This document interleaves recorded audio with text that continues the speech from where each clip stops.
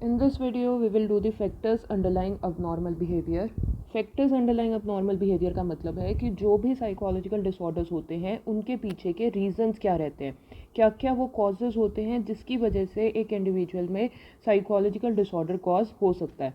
तो जो सबसे पहला फैक्टर है वो है बायोलॉजिकल फैक्टर।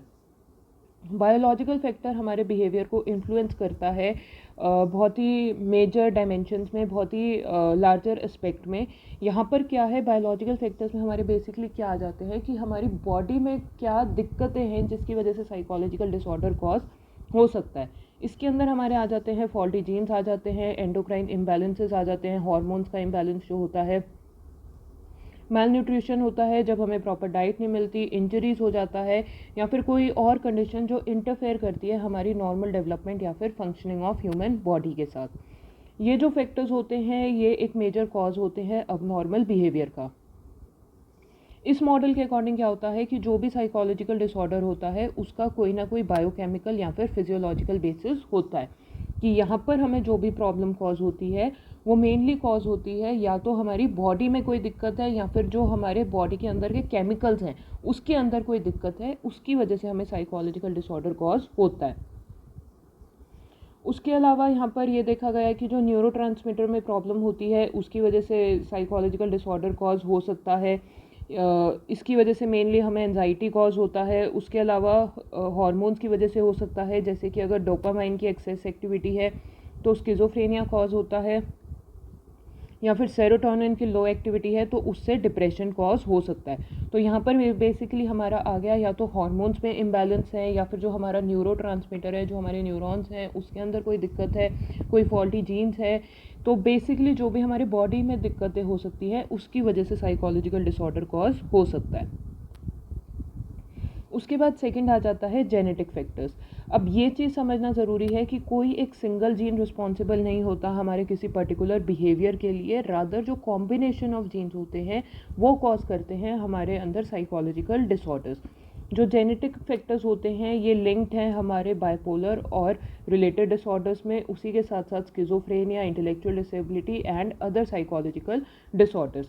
तो ये क्या है कि ये एक बच्चे के जीन्स के अंदर कोई दिक्कत आ जाती है और उसकी वजह से उसको प्रॉब्लम कॉज होती है। कोई सिंगल जीन रिस्पॉन्सिबल नहीं होता, तो इसलिए फिगर आउट करना बहुत ज़्यादा मुश्किल है। यहाँ पर जो कॉम्बिनेशन ऑफ जीन्स होते हैं उसके अंदर प्रॉब्लम हो सकती है।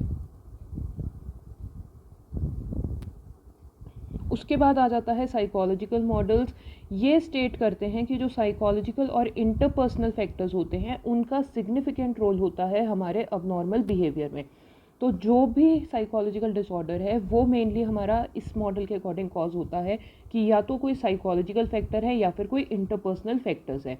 ये जो फैक्टर्स है ये इंक्लूड करता है मैटरनल डेप्रिवेशन, कि बच्चे को इनिशियल ईयर्स में उसकी मदर से सेपरेट कर दिया गया या फिर उसको इनिशियल ईयर्स में वार्मथ नहीं मिला, प्यार नहीं मिला, प्रॉपर तरीके से अपब्रिंगिंग नहीं हुई, स्टिमुलेशन नहीं मिली उसको अर्ली ईयर्स ऑफ लाइफ में। फॉल्टी पेरेंट चाइल्ड रिलेशनशिप हो जाता है कि जो बच्चा है उसका अपने पेरेंट के साथ अच्छा रिलेशनशिप नहीं है या फिर फैमिली में कोई डिस्प्यूट्स हैं, रिजेक्शन है, ओवर प्रोटेक्शन है, ओवर परमिसिवनेस है, फॉल्टी डिसिप्लिन है। इस तरीके के रीजंस भी कॉज हो जाते हैं। रिजेक्शन का मतलब हो गया कि बच्चे के ऊपर ध्यान नहीं दिया गया, ओवर प्रोटेक्शन की बहुत ज़्यादा ध्यान देते हैं, ओवर परमिसिव की हर चीज़ में घुसना है पेरेंट्स को, फॉल्टी डिसिप्लिन हो गया कि ओवर स्ट्रिक्ट हो जाते हैं या फिर बहुत ज़्यादा लीनियंट हो जाते हैं। उसके अलावा मैल अडेप्टिव फैमिली स्ट्रक्चर हैं कि जैसे कि सिंगल पेरेंट हो गए, डाइवोर्स्ड हो गए, जॉइंट फैमिलीज़ की वजह से कोई डिस्प्यूट हो सकता है, इनएडिक्वेट और disturbed family and severe stress. ये सारे रीजंस कॉज कर सकते हैं एक इंडिविजुअल में साइकोलॉजिकल डिसऑर्डर्स। साइकोलॉजिकल मॉडल में ही हमारे आगे फर्दर डिवीजन है psychodynamic, behavioural, cognitive and the humanistic existential. सबसे पहले इसके अंदर है साइकोडायनेमिक। साइकोडायनेमिक जो है ये सबसे पुराना और सबसे ज़्यादा फेमस मॉडल है जहाँ पर हम लोग साइकोलॉजिकल डिसऑर्डर्स को अंडरस्टैंड करने की बात करते हैं। ये बिलीव करते हैं कि चाहे बिहेवियर हमारा नॉर्मल हो, अब नॉर्मल हो, वो डिटरमाइन करता है हमारी साइकोलॉजिकल फोर्सेस से जो एक पर्सन के अंदर होती हैं और जिसके बारे में हम लोग कॉन्शियसली अवेयर नहीं होते। तो जो इनका फोकस है वो किसके ऊपर है, जो हमारी अनकॉन्शियस मोटिव्स, अनकॉन्शियस डिज़ायर्स होते हैं। तो उसकी वजह से जो हमारा चाहे नॉर्मल बिहेवियर है चाहे अब नॉर्मल बिहेवियर है वो कॉज होता है। अब ये जो इंटरनल फोर्सेस होती हैं ये डायनामिक होती है, ये आपस में इंटरैक्ट करती हैं। ये जो हैं ये डायनामिक हैं, ये जो फोर्सेस हैं ये आपस में डायनामिक हैं, इंटरैक्ट करती हैं, और जो इनकी इंटरेक्शन होती है वो हमारे बिहेवियर को शेप करती हैं, बनाती हैं, और उसी के साथ साथ जो हमारे थॉट्स और इमोशंस हैं। तो किस तरीके से जो हमारे एड, ईगो, सुपर ईगो है, यहाँ पे क्या आ गया, id, ego and superego, किस तरीके से ये आपस में इंटरैक्ट करती है, ये हमारे बिहेवियर को शेप करती है, हमारे बिहेवियर को बनाती है, हमारे थॉट्स को बनाती है और हमारे इमोशंस को बनाती है। तो इसके अकॉर्डिंग क्या है कि जो भी अब नॉर्मल सिम्टम्स हैं वो व्यू किए जाते हैं कि अगर हमारी कॉन्फ्लिक्ट है इन फोर्सेस के बीच में, अगर इन फोर्सेस के बीच में कॉन्फ्लिक्ट है, या फिर जो हमारे 3 लेवल्स ऑफ कॉन्शियस है, conscious, pre conscious and unconscious, अगर इनके बीच में कोई भी डिस्टर्बेंस है तो ये हमारा साइकोलॉजिकल डिसऑर्डर्स कॉज करती है। ये जो मॉडल है सबसे पहले फॉर्मुलेट किया था फ्रॉइड ने, जिन्होंने बिलीव किया था कि हमारे अंदर 3 सेंट्रल फोर्सेस हैं जो हमारी पर्सनालिटी को शेप करती हैं। एक तो हमारी हो जाती है इंस्टिंक्चुअल नीड्स, जिसके साथ हम लोग बॉर्न होते हैं, हमारी ड्राइव्स होती हैं, हमारी इम्पल्सेस होती हैं, ये सब कंसिस्ट होती हैं हमारी इड में, जो वर्क करता है हमारे प्लेजर प्रिंसिपल के ऊपर। उसके बाद आ जाती है रैशनल थिंकिंग, जो रियलिटी प्रिंसिपल होता है, एंड लास्टली मोरल स्टैंडर्ड्स, जो होते हैं सुपर ईगो। अब अगर इन तीनों के बीच में कोई भी डिस्टर्बेंस है तो वो साइकोलॉजिकल डिसऑर्डर कॉज करती है according to the psychodynamic model. इनके अकॉर्डिंग क्या होता है कि जो अबनॉर्मल बिहेवियर होता है वो सिंबॉलिक एक्सप्रेशन है हमारे अनकॉन्शियस मेंटल कॉन्फ्लिक्ट्स का, जो जनरली हम लोग ट्रेस करते हैं अर्ली चाइल्डहुड और इन्फेंसी में। तो इनका क्या है, इन्होंने सारा फोकस किया अनकॉन्शियस के ऊपर कि जो भी हमारी नेगेटिविटी है, जो भी हमारे ऐसे इमोशंस हैं जो हम लोगों ने दबा रखे हैं, वो हमारे अनकॉन्शियस में है, और जो इसका रूट है वो हमारा रहता है चाइल्डहुड या फिर इन्फेंसी में। तो ये फोकस होता है साइकोडायनामिक का, कि इनका फोकस है कि इंडिविजुअल के अंदर डिफरेंट फोर्सेस होती हैं, और जब उन फोर्सेस का आपस में कॉन्फ्लिक्ट होता है तो वो कॉज करते हैं डिसऑर्डर। ये मॉडल स्टेट करता है। उसके बाद सेकंड आ जाता है behavioural model. Behavioural model state करता है कि चाहे हमारा नॉर्मल बिहेवियर हो चाहे अब नॉर्मल बिहेवियर हो, ये दोनों बिहेवियर जो होते हैं वो लर्नड होते हैं, हम इन बिहेवियर को सीखते हैं, और जो साइकोलॉजिकल डिसऑर्डर हैं वो रिजल्ट होते हैं मैल अडेप्टिव वेज ऑफ बिहेविंग का। अब ये जो मैल अडेप्टिव वेज होता है ये भी हम लोग सीखते हैं। तो जो भी हमारा नॉर्मल या फिर अब नॉर्मल बिहेवियर है, दोनों ही हमारे सीखे हुए बिहेवियर होते हैं। ये जो मॉडल है ये कॉन्सेंट्रेट करता है कि जो बिहेवियर होते हैं वो हम लोग कंडीशनिंग के थ्रू सीखते हैं, एसोसिएशन, और प्रपोज करते हैं कि जो लर्निंग है वो हम लोग अनलर्न भी कर सकते हैं। तो जो ये मैल अडेप्टिव बिहेवियर है इसको हम लोग अनलर्न भी कर सकते हैं।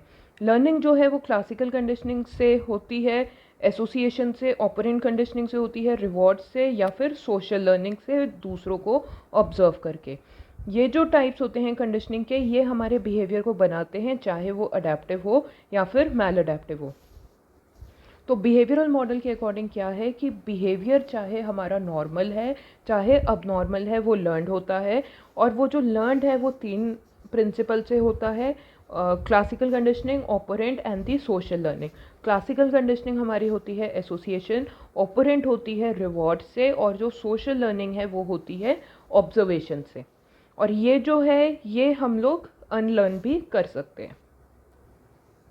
उसके बाद आ जाता है कॉग्निटिव मॉडल। ये स्टेट करता है कि जो भी अबनॉर्मल फंक्शनिंग होती है, जो भी साइकोलॉजिकल डिसऑर्डर्स हैं, वो रिजल्ट करते हैं हमारी कॉग्निटिव प्रॉब्लम से। तो यहाँ पर क्या है, जो भी हमारा थिंकिंग पैटर्न हो जाता है, जो भी हमारे दिमाग में चलता है, जो भी हमारी इर्रेशनल थॉट्स हैं, वो कॉज करते हैं साइकोलॉजिकल डिसऑर्डर्स। जो भी हमारी अजम्पशन हो जाती है, एटीट्यूड्स हो जाते हैं हमारे खुद के बारे में, हमारी खुद की सोसाइटी के बारे में, हमारे आसपास के एनवायरनमेंट के बारे में, अगर वो इर्रेशनल हैं और वो इनएक्यूरेट हैं तो वो साइकोलॉजिकल डिसऑर्डर में कन्वर्ट हो जाते हैं। और जो लोग रिपीटेडली इलॉजिकल सोचते हैं, बिना किसी सर पैर की बातें सोचते हैं, वो क्या है, ओवर जनरलाइजेशन बनाने लग जाते हैं और धीरे धीरे क्या है, वो साइकोलॉजिकल डिसऑर्डर में कन्वर्ट हो जाता है। तो यहाँ से हमें किस तरीके की प्रॉब्लम हो सकती है, डिप्रेशन की, कि वहाँ पर क्या है, पर्सन ने अपनी लाइफ से उम्मीद ही छोड़ दी, तो वहाँ पर क्या है, उसको साइकोलॉजिकल डिसऑर्डर, डिप्रेशन कॉज हो सकता है। उसके बाद आ जाता है ह्यूमनिस्टिक एग्जिस्टेंशियल मॉडल। ये जो है ये फोकस करता है ह्यूमन एग्जिस्टेंस के ऊपर। यहाँ पर जो फोकस है वो है मीनिंग ऑफ लाइफ के ऊपर। ये बिलीव करते हैं कि जो ह्यूमन बींग्स हैं वो एक नेचुरल टेंडेंसी के साथ बॉर्न होते हैं, और जो नेचुरल टेंडेंसी है वो है to be friendly, cooperative and constructive. और इनके अंदर एक फोर्स होती है जो इनको ड्राइव करती है, जो इनको चलाती है towards the self actualization. Self actualization हमारा वो पॉइंट है जहाँ पर हम लोग अपने खुद के पोटेंशियल को अचीव कर लेते हैं। तो यहाँ पर क्या है, ये लोग मानते हैं कि ह्यूमन बींग्स के अंदर एक नेचुरल टेंडेंसी है कि हम लोग खुद को ऐसे बिहेवियर में इंडल्ज करते हैं जो हमें हमारी ग्रोथ के टूवर्ड्स लेकर जाए, जिसे हम कहते हैं सेल्फ एक्चुअलाइजेशन। ये बिलीव करते हैं कि हम लोगों के पास एक टोटल फ्रीडम होती है कि हम लोग अपनी लाइफ को क्या मीनिंग दें, जो हमारी एग्जिस्टेंस है उनको क्या मीनिंग दें, और अवॉइड कर और उस रिस्पॉन्सिबिलिटी को हम लोग लेते हैं। जो लोग इस रिस्पॉन्सिबिलिटी से भागते हैं कि हमें अपनी लाइफ को, एग्जिस्टेंस को मीनिंग देना है, और अगर हम लोग इस रिस्पॉन्सिबिलिटी से भागते हैं तो वो क्या है, बहुत ज़्यादा एम्प्टी फील करते हैं, खाली फील करते हैं, inauthentic and dysfunctional lifes. Dysfunctional lifes का मतलब है कि इन्हें लगता है इनकी लाइफ का कोई भी पर्पस नहीं है। तो ये मॉडल स्टेट करता है कि जो हर इंडिविजुअल है उनके अंदर एक नेचुरल टेंडेंसी है कि उनको खुद को ग्रो करना है। जब वो इस टेंडेंसी से भागते हैं कि उन्हें ग्रो नहीं करना, तो वो अपनी लाइफ को क्या बना लेते हैं, एम्प्टी बना लेते हैं, इनऑथेंटिक और डिसफंक्शनल। और फिर ये क्या कॉज करती है, साइकोलॉजिकल डिसऑर्डर्स। उसके बाद आ जाता है सोशो कल्चरल मॉडल। यहाँ पर क्या है, अब नॉर्मल बिहेवियर को हम लोग अंडरस्टैंड करते हैं सोशल और कल्चरल फोर्सेस की लाइट में, कि किस तरीके से जो हमारी सोसाइटी की और कल्चर की वेल फोर्सेस हैं वो किस तरीके से हमारे बिहेवियर को इन्फ्लुएंस करती है। जो हमारा बिहेवियर है वो शेप्ड होता है हमारी सोसाइटी की फोर्सेस से, कि जो भी हमारी सोसाइटी की प्रैक्टिसेस हैं उससे हमारा बिहेवियर बनता है। जैसे कि क्या हमारा फैमिली स्ट्रक्चर हो गया, क्या हमारी कम्युनिकेशन है, सोशल नेटवर्क हो गया, सोसाइटल कंडीशंस होगी, सोसाइटल लेबल्स और रोल्स, वो हमारे बिहेवियर को बनाते हैं। अब ये जो सोसाइटल कंडीशन है, सोसाइटल लेबल्स है, यहाँ पर क्या हो गया कि जैसे कि कोई एक पर्टिकुलर कम्युनिटी है, उसको सोसाइटी में थोड़ा सा दबा के रखा गया है, तो वहाँ पे क्या है, वो जो बच्चे होंगे उस सोसाइटी के, वो बहुत ज़्यादा रिप्रेस्ड बड़े होते हैं कि उनके अंदर ऐसे इमोशंस हैं जिसको वो लोग कभी एक्सप्रेस नहीं कर पाए। या फिर हम लोग किसी पर्टिकुलर जेंडर की बात कर लें, कोई अगर बहुत ही रूरल एरिया है आज के दिन भी, तो वहाँ पर क्या है, गर्ल एजुकेशन को ज़्यादा इंपॉर्टेंस नहीं दी जाती, तो वहाँ पर जो गर्ल्स हैं उनके अंदर इमोशंस क्या हैं, रिप्रेस्ड होंगे। और हाई पॉसिबिलिटी है अगर उस गांव की लड़कियां किसी सिटी में जाती हैं तो वो क्या देखेंगे कि बेटर अपॉर्चुनिटीज़ हैं, उन अपॉर्चुनिटीज़ को देखकर उन्हें क्या होगा कि उनको तो ऐसा कुछ मिला ही नहीं, और उस चीज़ की वजह से उनको क्या हो सकता है, फ्रस्ट्रेशन हो सकती है और साइकोलॉजिकल डिसऑर्डर्स कॉज हो सकता है। स्टडीज़ ये शो करती हैं कि वो लोग जिनको सोशल सपोर्ट नहीं मिलता, सोशल सपोर्ट क्या है, जो स्ट्रॉन्ग होता है और फुलफिलिंग इंटरपर्सनल रिलेशनशिप्स होता है, वो लोग ज़्यादा डिप्रेस्ड बनते हैं। तो वो लोग जिनको अपनी लाइफ में सोशल सपोर्ट नहीं मिलता, वो लोग अपनी लाइफ में डिप्रेस्ड बनते हैं और ज़्यादा डिप्रेस रहते हैं फॉर लॉन्गर पीरियड। जैसे कि एग्जांपल हो गया गर्ल एजुकेशन का।